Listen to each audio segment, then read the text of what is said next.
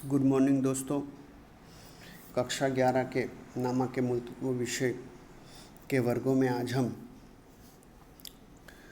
Chapter number 5 रोजनामचा अंतर्गत उपज खर्च के व्यवहार के संदर्भ में होने वाली रोजनामचा और डूबत ऋण वापसी के व्यवहार के बारे में पढ़ाई करने वाले हैं।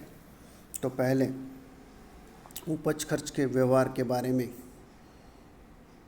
पढ़ाई करेंगे। दोस्तों, धंधा में हिसाबी समय दौरान अनेक प्रकार के खर्च नियमित रूप से होते रहते हैं।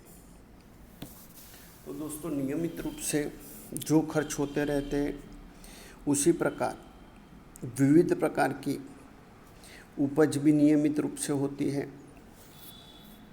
माने राजस्व खर्च और राजस्व उपज धंधे में होते रहते हैं। तो दोस्तों, उपज खर्च खाता के नियम अनुसार खर्च या नुकसान हो तो खर्च या नुकसान का खाता उधार होगा और उपज या लाभ का खाता जमा होगा, जो हम चैप्टर नंबर 2 व्यवहारों की दोहरी असर और खाते के प्रकार अंतर्गत पढ़ चुके हैं कि उपज खर्च खाते के नियम के अनुसार खर्च या हानि है या खर्च या नुकसान है तो उसका खाता उधार होगा और उपज या लाभ है तो उसका खाता जमा होगा।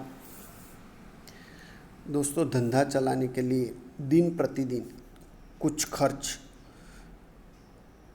जैसे कि कागज़, पेंसिल, रबड़, स्याही, पेन, पत्रक, रजिस्टर, बही आदि ऑफिस के लिए ज़रूरी सामग्री पर खर्च होता है और ऐसी सामग्री के खर्च को स्टेशनरी खर्च कहते हैं।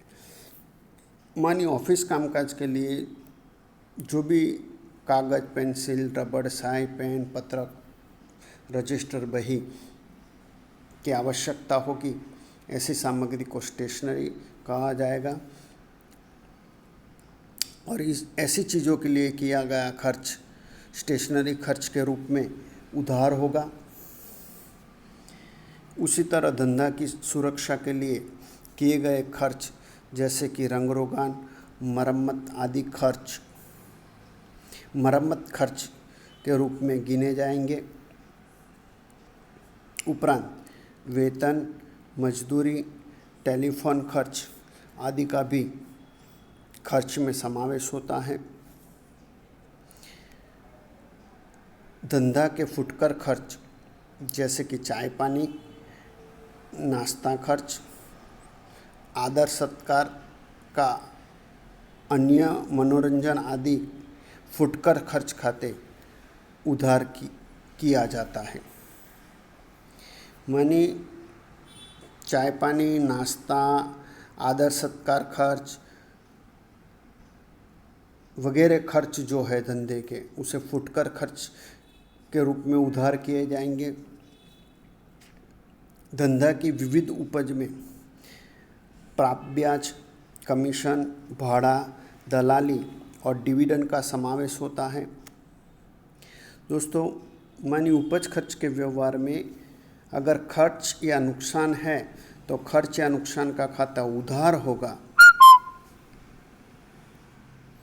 और उपज या लाभ है तो उपज या लाभ का खाता जमा किया जाएगा। दोस्तों, उपज खर्च के व्यवहारों के लिए रोजनामचा किस प्रकार लिखी जाती है उस संदर्भ में हम उदाहरण नंबर 9 देखेंगे।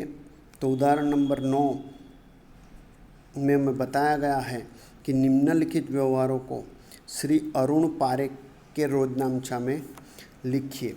मानी अरुण पारेख के व्यवहार में दिए गए हैं सन 2014 अगस्त माह के 8 व्यवहार दिए गए हैं जिसे हमें अरुण पारेख के रोजनामचा में लिखने हैं। तो एक के बाद एक व्यवहार का रोजनामचा क्या होगा दोस्तों, देखें तो आपको आपकी किताब साथ में रखनी है रकम देखने के लिए। तो दोस्तों अरुण पारेख की रोजनामचा लिखनी है तो यहाँ शीर्षक बनाया जाएगा श्री अरुण पारेख का रोजनामचा। और रोजनामचा के खाने किस प्रकार बनाने हैं वो आपको पता है अब दोस्तों। तो हम एक के बाद एक व्यवहार का रोजनामचा देखेंगे। सन 2014 के व्यवहार दिए, इसलिए सबसे पहले सन 2014 अगस्त माह, उसके बगल में एक के बाद एक जो तारीख के व्यवहार दिए गए हैं वो तारीख लिखेंगे। तो सबसे पहला व्यवहार पहली तारीख का देखें तो दुकान के लिए आवश्यक बहिया 650 में खरीदी। अब दुकान के लिए या ऑफिस के लिए बही खरीदी गई है, जो स्टेशनरी खर्च गिना जाएगा तो स्टेशनरी खर्च का खाता उधार होगा और बहिया खरीदने के बदले रोकड़ चुकाई होगी, इसलिए रोकड़ जा रही है, इसलिए रोकड़ खाता जमा होगा। तो रोजनामचा होगी स्टेशनरी खर्च खाता उधार 650 और रोकड़ खाते का 650। विवरण लिखा जाएगा 650 की स्टेशनरी खरीदी। दूसरा, मजदूरी के 200 और लारी भाड़ा के 100 नगद दिए माने चुकाए। तो यहाँ मजदूरी चुकाई जा रही है और लारी भाड़ा चुकाया गया है, माने दोनों खर्च चुकाए गए हैं, इसलिए मजदूरी और लारी भाड़ा का खाता उधार होगा और रकम जा रही है, इसलिए रोकड़ खाता जमा होगा। तो रोजनामचा होगी मजदूरी खाता उधार 200, लारी भाड़ा खाता उधार 100 और रोकड़ खाते का 300। विवरण होगा 200 मजदूरी तथा 100 लारी भाड़ा का चुकाया। 8 तारीख का व्यवहार देखें तो कमीशन 800 मिला। दोस्तों कमीशन 800 मिला माने कमीशन के 800 प्राप्त हो रहे हैं, इसलिए धंधे में रोकड़ आएगी, इसलिए रोकड़ खाता उधार होगा। और प्राप्त कमीशन उपज है, इसलिए प्राप्त कमीशन का खाता जमा होगा। तो रोजनामचा होगी रोकड़ खाता उधार 800 और प्राप्त कमीशन खाते का 800। विवरण लिखा जाएगा 800 का कमीशन मिला।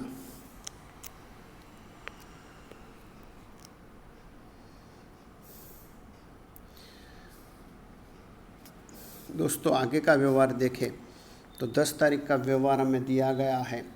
दुकान में रंग-रोगान खर्च 2500 चुकाया, माने दुकान में रंग काम करवाया और उसके 2500 खर्च के तौर पर चुकाए हैं, तो उसे मरम्मत खर्च गिना जाएगा।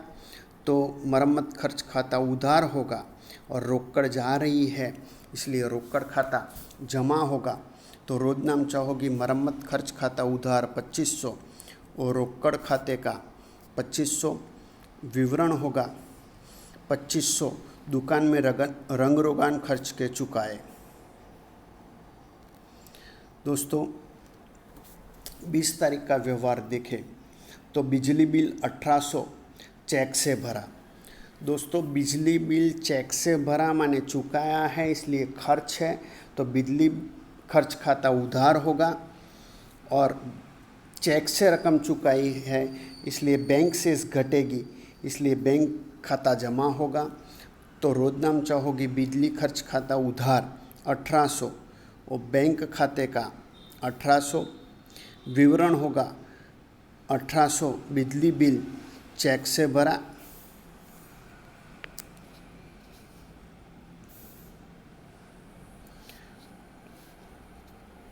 अब दोस्तों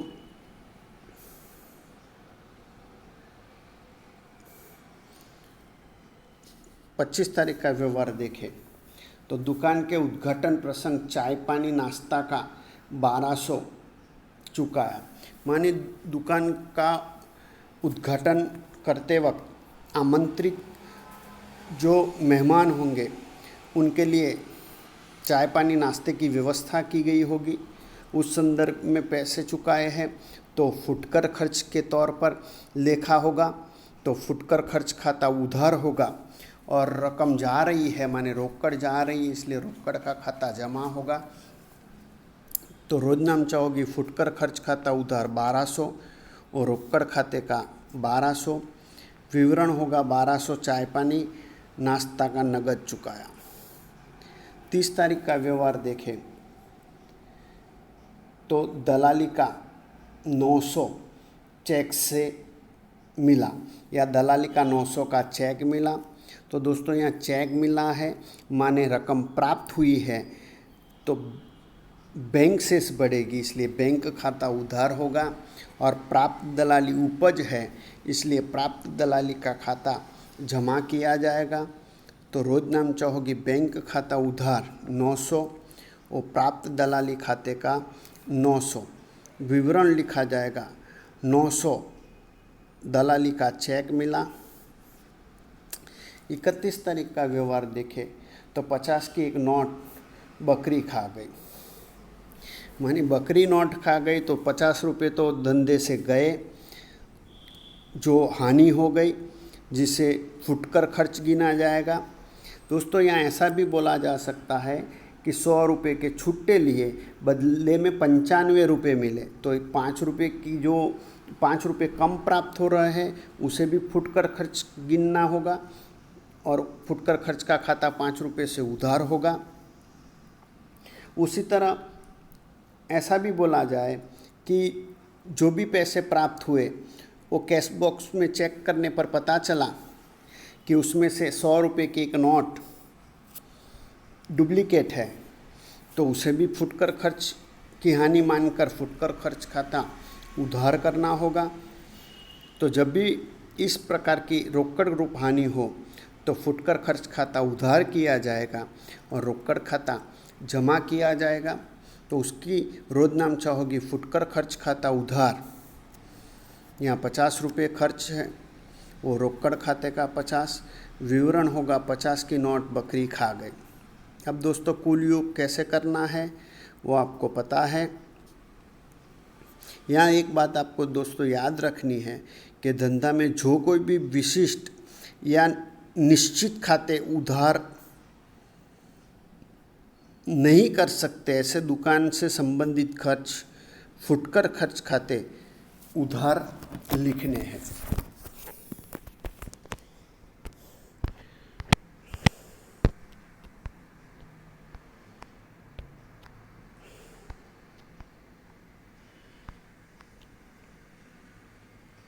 अब दोस्तों डूबत ऋण और डूबत ऋण वापसी के व्यवहार के बारे में पढ़ाई करें तो सबसे पहले डूबत ऋण किसे कहा जाएगा,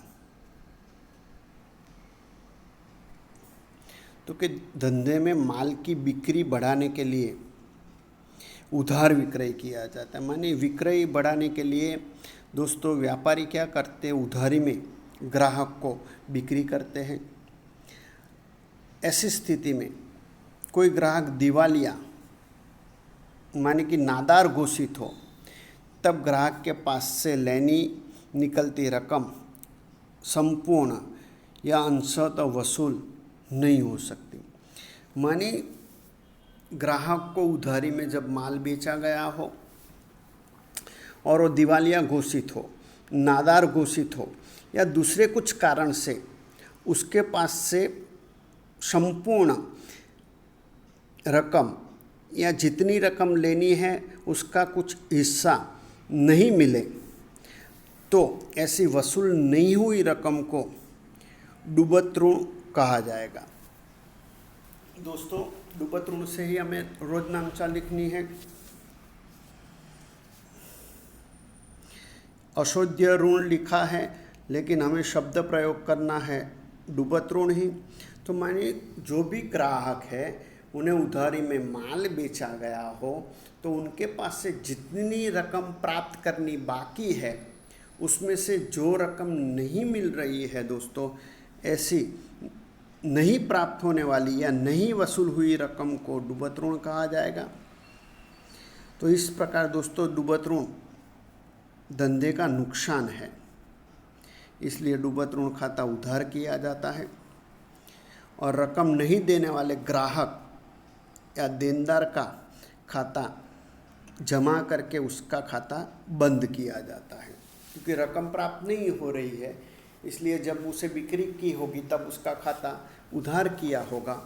अब डूबत ऋण के रूप में रकम अपलिखित करते वक्त उसका खाता जमा होगा।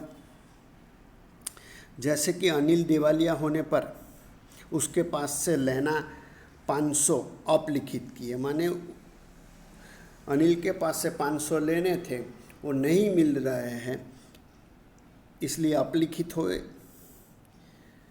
तो यहाँ डूबत 500 रुपये नहीं मिल रहे हैं, इसलिए डूबत ऋण हुआ, इसलिए डूबत ऋण खाता 500 से उधार होगा और अनिल का खाता 500 से जमा किया जाएगा।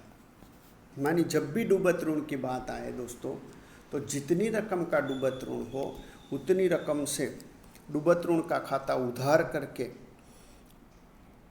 ग्राहक का खाता या देनदार का खाता जमा करना है। दूसरा शब्द है दोस्तों डूबत ऋण वापसी। भूतकाल में डूबत ऋण के रूप में अपलिखित रकम ग्राहक या देनदार आर्थिक स्थिति सुधरने पर वापस करता है। माने भूतकाल में जो रकम डूबत ऋण के रूप में अपलिखित की गई थी, उसमें से कुछ देनदार या ग्राहक रकम वापस करे, तो ऐसी वापस रकम को, माने वापस मिली रकम को डूबत ऋण वापसी कहा जाएगा। डूबत ऋण वापसी धंधे की उपज है, इसलिए डूबत ऋण वापसी खाता जमा किया जाता है। और डूबत ऋण वापसी में रोकड़ प्राप्त होगी, इसलिए रोकड़ खाता उधार होगा।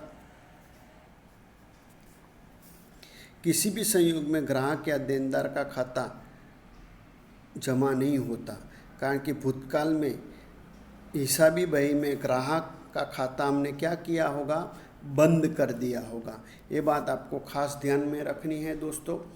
कई बार यहाँ बच्चे डूबत ऋण वापसी की रकम में व्यक्ति खाता लिख देते हैं, इसलिए जब भी डूबत ऋण वापसी की बात आएगी तो रोकड़ या बैंक खाता उधार होगा दोस्तों, और डूबत ऋण वापसी खाता जमा होगा। तो दोस्तों अब डूबत ऋण और डूबत ऋण वापसी के संदर्भ में उदाहरण नंबर 10 की रोजनामचा देखेंगे। उदाहरण नंबर 10, निम्नलिखित व्यवहारों से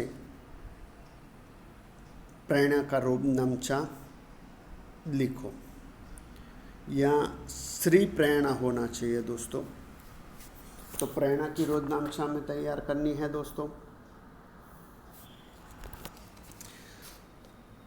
3 व्यवहार दिए गए हैं दोस्तों, एक के बाद एक व्यवहार की रोजनामचा देखें। तो पहला व्यवहार है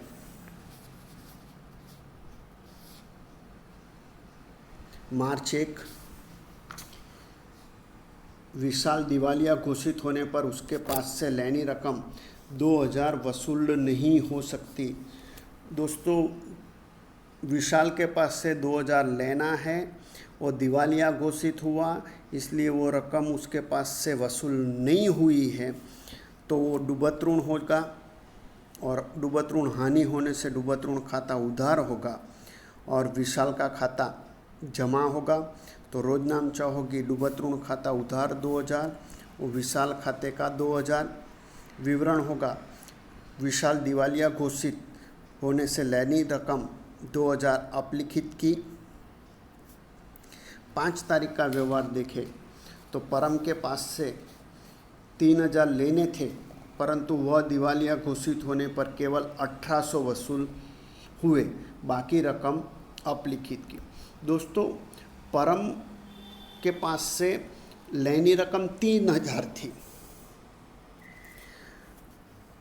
वो दिवालिया घोषित हुआ, इसलिए उसने 1800 चुकाए, बाकी रकम 1200 नहीं चुका रहा है, इसलिए उसे डूबत ऋण के रूप में अपलिखित किया जाएगा। तो यहाँ 1800 प्राप्त हो रहे हैं, इसलिए 1800 से रोकड़ खाता उधार होगा। 1200 अपलिखित करने हैं, इसलिए डूबत ऋण खाता 1200 से उधार होगा और परम खाता 3000 से जमा होगा। तो रोजनामचा होगी रोकड़ खाता उधार 1800, डूबत ऋण खाता उधार 1200 और परम खाते का 3000। विवरण होगा परम के पास से लेना 3000 में से 1800 वसूल हुए, बाकी रकम अपलिखित की उसके। 10 तारीख का व्यवहार देखें तो भूतकाल में रोहन के अपलिखित किए डूबत ऋण के 1500 वापस मिले। डूबत ऋण के अपलिखित किए हुए 1500 वापस मिल रहे हैं, इसलिए 1500 की दोस्तों डूबत ऋण वापसी है और 1500 मिल रहे हैं इसलिए रोकड़ धंधे में आ रही है, इसलिए रोकड़ खाता उधार होगा और उपज के रूप में डूबत ऋण वापसी खाता जमा होगा। तो रोजनामचा होगी रोकड़ खाता उधार 1500 और डूबत ऋण वापसी खाते का 1500। विवरण होगा भूतकाल में अपलिखित की डूबत ऋण 1500 वापस मिली। दोस्तों योग कैसे करना है वो आपको पता है। दोस्तों यहाँ सभी प्रकार के अलग अलग उपज खर्च, माल संपत्ति या व्यक्ति संदर्भ के, बैंक के संदर्भ के व्यवहारों का अभ्यास पूर्ण हुआ है। अब आगे हम सभी प्रकार के संयुक्त व्यवहारों के बारे में रोजनामचा का अभ्यास करेंगे।